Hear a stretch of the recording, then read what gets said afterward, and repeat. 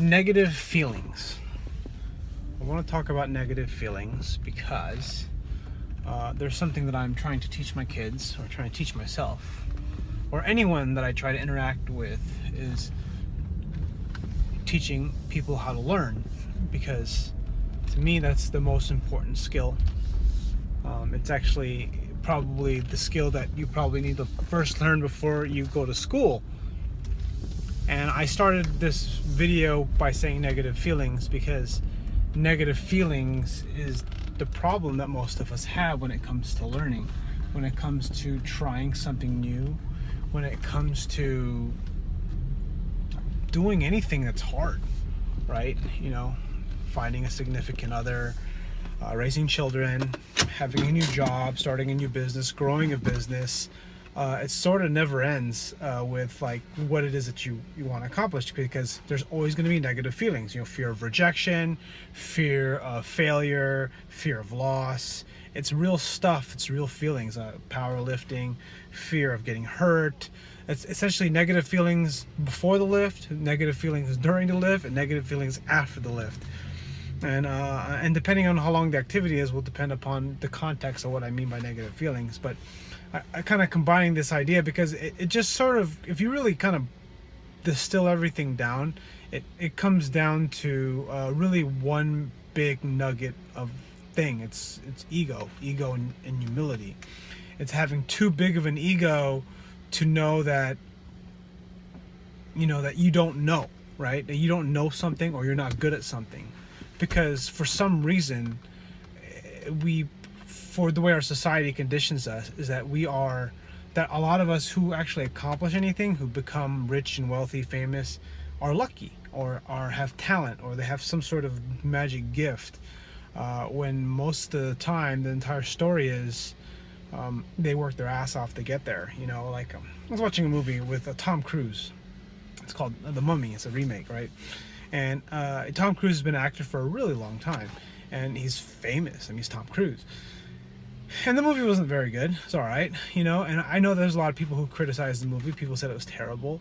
But you got a guy, who's been doing movies for years, who has worked on his craft for years, and he does a bad movie, or a movie that most people don't like, or maybe, for all accounts of measure, isn't doing well. And it's kind of like what I've learned, and sort of what I'm trying to pass on to my kids, is that for the most part, you really can't, you can't really pay attention to the negativity, whether it be from yourself, or to, from the outside, people criticize you, or just even yourself. Because what's interesting is you're going to find that a lot of people won't criticize you. The only time you'll get criticized is if you're actually famous, or if you have some sort of notoriety, or if you're in a leadership position. But going back to understanding how to deal with negative feelings is knowing that negative feelings are normal, right?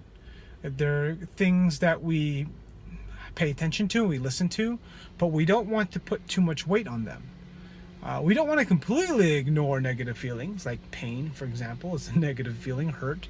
We want to use this pain to sort of guide us to decide what our next move is, or what the next course of action is.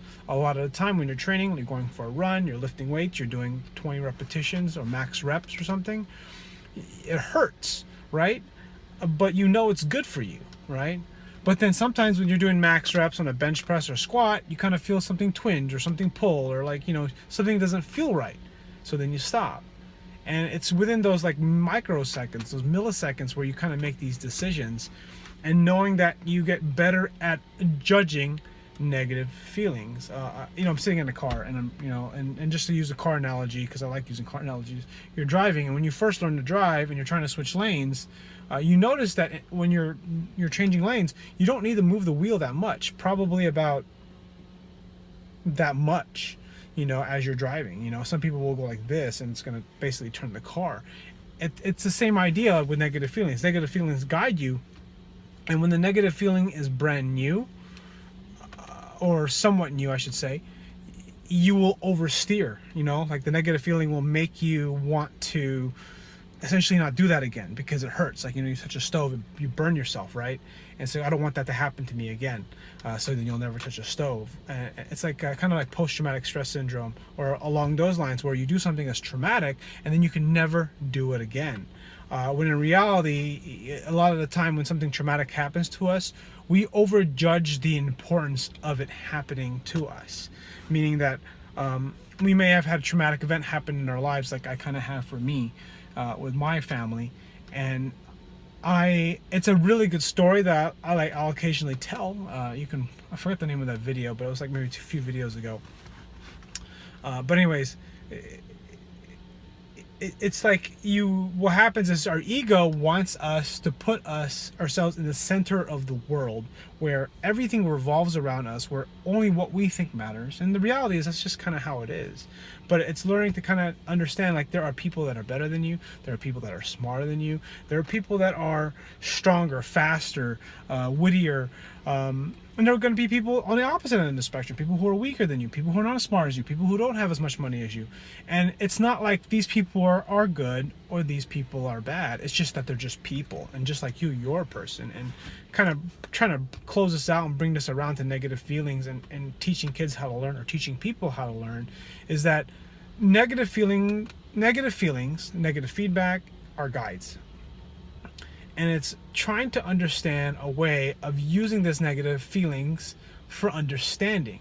Some people will get a negative feeling and they'll get a negative input from the world, and then they'll go shoot up a school, or they'll hurt a lot of people. And then another person might have a bunch of negative stuff happen to them, and then they start a company that changes the world, or or whatever, right? It's kind of like ultimately, the reason why I like this idea of teaching people how to learn, or teaching kids how to learn, I have kids, I like teaching, and I like learning. And I have this train of thought, like, because the thing is that life is complicated. Me and my friend had this debate, and we'll talk about, like, what is considered, like, life is simple, is what he says, and people make it complicated, and I just disagree. In some contexts, life is simple, but life is really complicated. Just that simple example I just gave you. Like, something negative will happen to someone and they'll shoot up a school, hurt a lot of people. Something negative will happen to someone and they'll change the world, or they'll in a positive way. And there's a lot of things that happen from those negative events to changing the world or shooting people. It's just such a gap of time, of years, of situations and experiences. And the reality is, most of what we do have such a small impact on our life, like driving to work, driving home, eating lunch, there's not stuff you're not going to remember, but you'll remember when someone gets shot or killed in front of you. You'll remember when when you make a lot of money, or when you lose a lot of money, or when you get broken up, or you meet the person of your dreams. It's like this huge idea of, like, complicatedness that I just think is, I don't know, kind of interesting. So anyways, let me close this out, because I feel like I'm off track but on track. The problem is that when you teach people how to learn, or I'm teaching my son how to learn, is that it's knowing that you're taking negative feedback, negative feelings, not negative feedback, but negative feelings, these feelings of frustration, of anxiety, of disappointment, and then what you do is you use it as a way to measure like the next movement.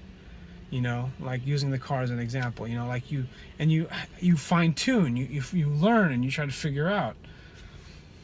I'm sorry, I wish I had a good way to close this video, but I don't, and I'm out of time. If you got a comment or a question, or you watched this far, please leave a comment. We'd like to hear your thoughts. Thanks for watching.